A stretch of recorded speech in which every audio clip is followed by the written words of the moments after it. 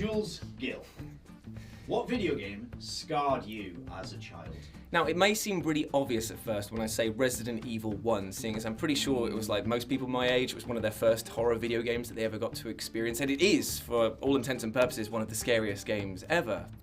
But there was one particular moment that I remember scarred me for a very different reason. So, we're all aware that originally Resident Evil 1 came out, and it was just like the classic format, but it got the DualShock edition that was the director's cut as well. And that added in a particular area and a particular piece of music. Now, can everyone at the back here start making like farting sounds, please? Just like, yep. I'm in the kitchen basement.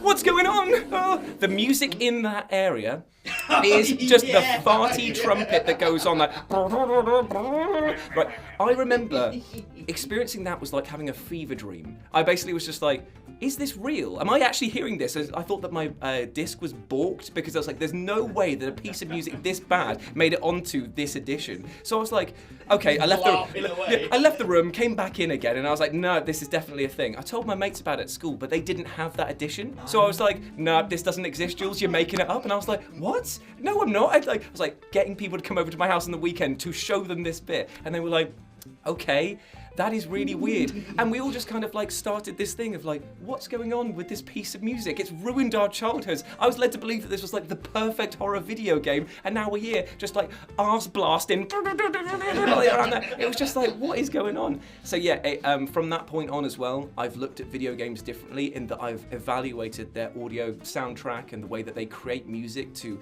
generate tension, suspense, romance, things like that, because that one moment was like, it shattered fear. I wasn't afraid of Resident Evil 1 from that point because I was like, haha, remember that? In the silly music in the kitchen.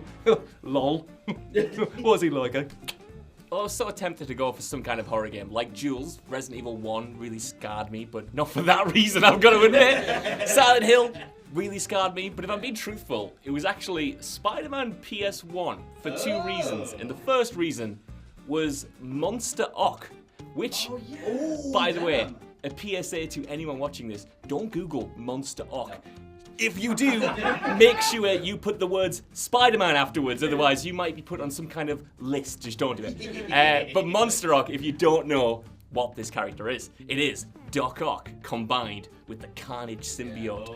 And this monstrosity chases you out of an underground lab. Maybe even an undersea lab, Scott? Yeah, it is, and it's the thing that he screams is horrifying. That's right. So he's chasing you on his big Doc Ock tentacles, and he's got this, like, Carnage-esque, bright red, really villainous sort of look, and he's got that horrible scream, and you're kind of having to run away from him in a proper classic monster movie fashion.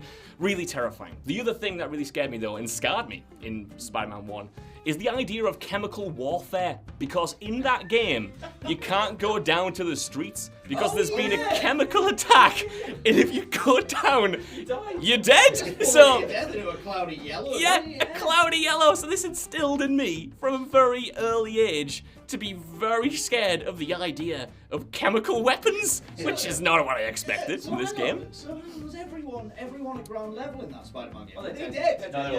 They're dead. Swallowed Dead. alive by the pissy gas. Yeah, didn't have time to the pissy gas. No, you're not saving anyone. But it did make it better in Spider-Man 2 Enter Electro when they cleared up that issue and you could go to the ground. But yeah. You played that, Lily? Hey, No one. it's better than the first one, my friend. Oh, here he is. The Devil May Cry 2 of that Whip. franchise. Whip, it absolutely is. So yeah, Monster Rock and chemical weapons. Only one, which is really gonna scar me as an adult. Well, we've had someone say Resident Evil. I get the feeling we might have someone say Resident Evil 2. I'm sure we're gonna get some more horror games sliding in here. We have admittedly had Spider-Man, but for me, it wasn't horror. It was Streets of Rage. Right. Yeah. What? Streets of Rage? Yeah, one of my favourite games of all time, still is. So Streets of Rage was the first game that me and my friends completed. We played it so much. A particular friend of mine, Adam, we played it. First off, we could never get past level 4, and then we finally got past level 4, and then we would get further, and then you'd get up to those really irritating Blaze clones at the end of level 8, who are way harder than the main boss. I never got past them because we'd run out of time. And then the one day we did it, right? We'd taken the Sega. It wasn't my Sega. We'd taken it to my house, and we were playing it in the spare room on a black and white telly, right? And we got there. We beat the Blaze Clones, and Axel punched through the door. And we get in front of Mr. X, the real Mr. X, not the guy with the stupid hat from Resident Evil. Yeah. And he says to you, so you've come this far, impressive. Would you consider becoming my right-hand man? Yeah. I knew what that meant. I was like, no. But my friend, who didn't understand what the word right-hand man meant, said yes. And I was like, what are you doing? And then what does he do? He says, well, you can't agree with each other. Time to fight to the death. So we suddenly had to fight each other to the death. Yeah. You know, awful. We had to turn on each other. And then he beat me. So then he asks the question again. Yeah. And then I was like, no, say no. So, you know, he says no. He beats Mr. X. And what happens? You get the bad ending. And there's your character sat on the boss's chair, and it says, you became the boss.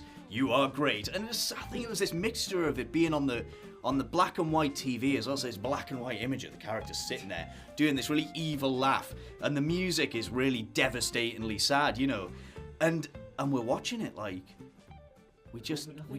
and it says, and it comes up on the screen, it says bad ending. The first game that either of us had ever completed, and we had to kill each other. And we got the bad ending. I almost never played a video game again. I almost, that was it for me. Thankfully, you did carry on, and you've hated every video game since. Just about. Just about. Let me tell you what was a specific vibe. It was PS1 horror, polygonal horror, something angular horror, or just sort of like de-resed horror. There was also something about old school sound effects, old school sound banks, things that were less refined, things that were more angular in their tones, things that would bury themselves into your brain and would stick with you. So, for me, it was the first time I went through Final Fantasy VII. Now, that game is not known as being a horror game, but there are lots of different things going on at the beginning of the original of that game, where they double down on how twisted Shinra are and how many weird experiments they've got going on, and how cold and industrial it feels to go inside all the different reactors, and what nuclear power can do to, regular beings and everything else. The first time you go up Shinra Tower and you get to the height of that, and it's like, oh my god, what have they been making? What have their secret scientist Hojo? What's his master plan been? And you get to do the whole reveal. It's like the whole flashback thing that comes after that, but it's all tied in with the Genova experiments, and the first time you see them, and how contorted everything is, and how messed up the soundscape is for that entire sequence. Yeah. It's like beautifully, brutally brilliant. Topped off by the bit when you finally go back downstairs in that tower, and you see the Masamune, I think it is. Sephiroth's sword sticking out the back of the Shinra president, and having Cloud, because you didn't know who Sephiroth was back then, reacting and just saying, oh my god, that's Sephiroth's sword, and just all of that compounding into one, I thought was terrifying, in the best way possible, terrifying. But yeah, it's mainly the Genova stuff. I just thought all the way they handled the slow build and the reveal of like, what the hell's going on with this twisted energy company using their powers for ill was masterfully done. So I'm going to go with the unspoken horrors of Final Fantasy VII for me. My pick is Legend of Zelda Majora's Mask. Oh god, yeah. I didn't own an N64 as a kid. I think at that point, my household, we kind of went through everything a little bit. I think we had a PS1, but I had a friend in my street who was a big Nintendo kid, so I went to experience all the games over there. So I played a little bit of Link to the Past and saw a little bit of Ocarina of Time. I was like, oh, these are nice, colourful, fantastical, medieval adventures. And then you're flipping through magazines and seeing the sequel to Ocarina of Time, and it's Majora's Mask. Most strikingly, the marketing image from that game is the moon. What is with the moon, basically? What's with the moon, right? The moon is on bath salts, is what he's asking. I just remember seeing that in like magazine spreads and just getting to the next page quick as possible. It's like, what is that face about?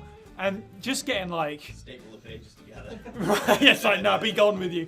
And also just seeing the game for the first time. I didn't get to play it myself until much later, but watching people play it. Early in the beginning of the game, you don't play as Link. You play as this weird, squat little shrub version of Link, which is weird. And then when he takes this mask off to become Link again, he's like screaming, and you get like this crazy Dutch angle, and it's It's like, this is Zelda. Like, what is this about? It's like, yeah, that was a lot. That was a lot for me. Still is now. It's still a little weird. The tonal shift between Ocarina of Time and Majora's Mask is like literally night and day. It's crazy. It is crazy. It's now probably, it's one of my favourite Zelda games of all time.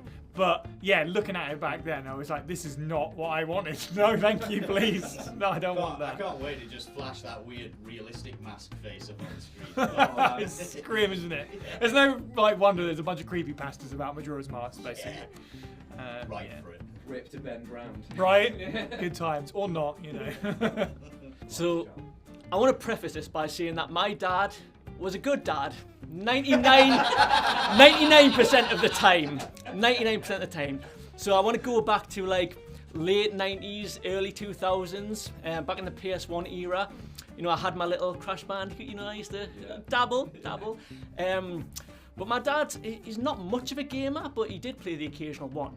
And on this instance, he was playing through Resident Evil 2, another Resident Evil game. And for some reason, I can't quite figure out why, he let me watch him play Resident Evil 2 when I was 5 or 6. Oh no. Yeah, he's a good dad, 99% of the time. So anyway, this game gave me nightmares for weeks. So you've got the like initial thing where Leon and Claire get split up. He was playing as Leon actually in this scenario.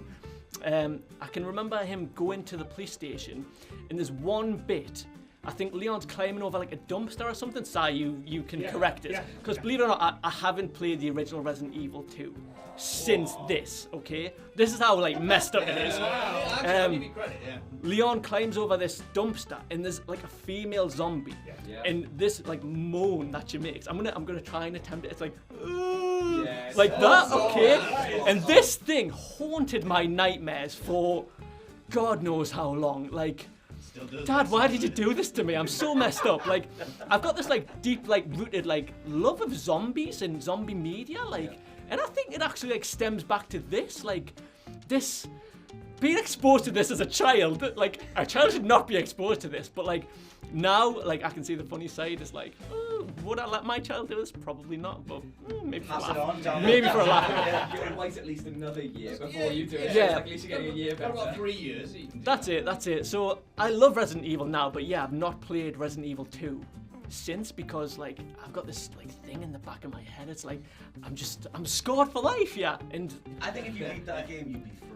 yeah, maybe. Also in the remake, there's that section, but it's slightly redone. I've played the remake, Okay, so yeah, you've and got that's through fine. that. It's just that Did you get, one like, zombie. A feel like a deja vu when you're coming down the stairs? Like, A little bit.